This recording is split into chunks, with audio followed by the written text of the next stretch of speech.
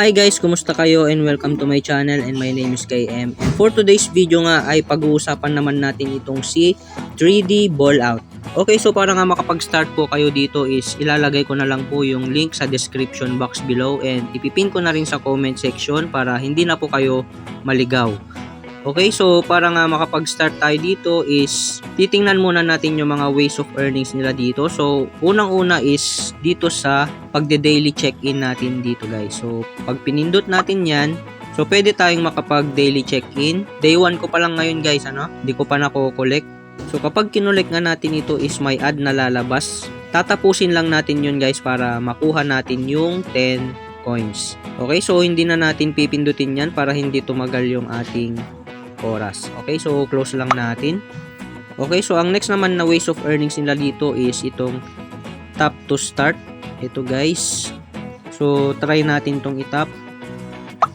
So pagka-tap nga natin dito is kailangan lang po nating tapusin ito. So ilalagay lang po natin lahat ng bola doon sa baba. So try natin. Okay, so try lang natin Okay, so ganyan lang guys.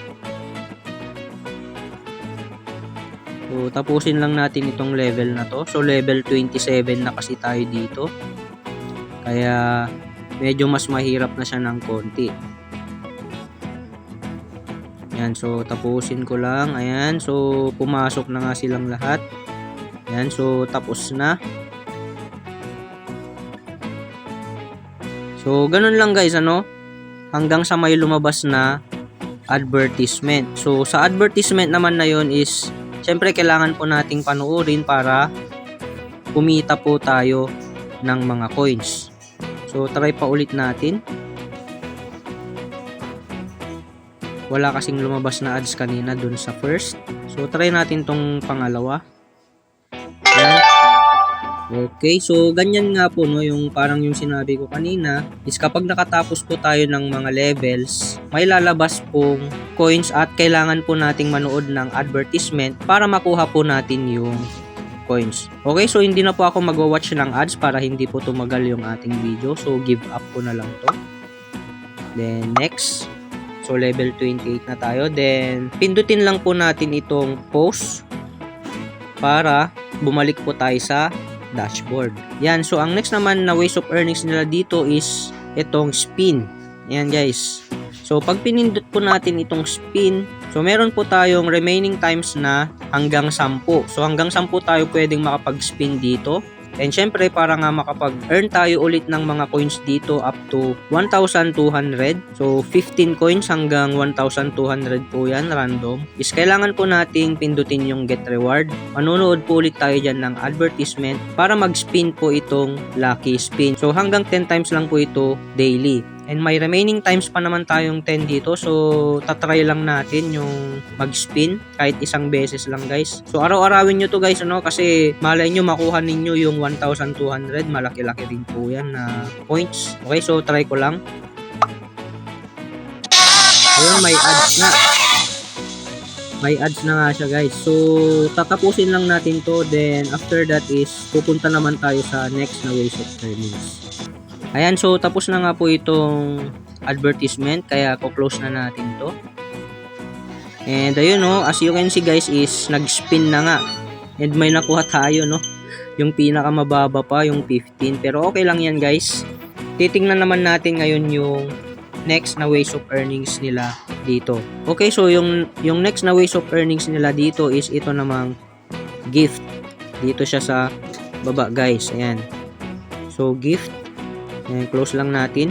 Once na pinindot po natin itong gift na to is mapupunta kaagad tayo sa advertisement. So meaning, once na pinindot po natin yung gift, manonood po tayo kaagad ng advertisement at makakakuha po tayo ng coins. So sa akin is hindi ko na siguro pipindutin yan guys kasi matatagalan lang tayo. Ang gagawin na lang natin ngayon is magre-redeem naman tayo.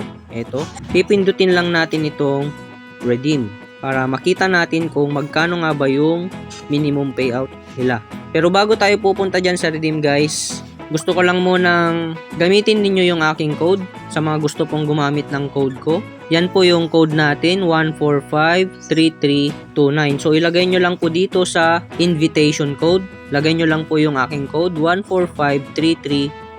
Sa mga may gusto lang po sa mga bago pa lang, yung mga gusto ding magkaroon ng extra coins kapag nilagay po yung aking code. Okay, so magwi-withdraw na nga po tayo dito. So pipindutin na natin itong redeem. Yan, so pindutin lang natin yan.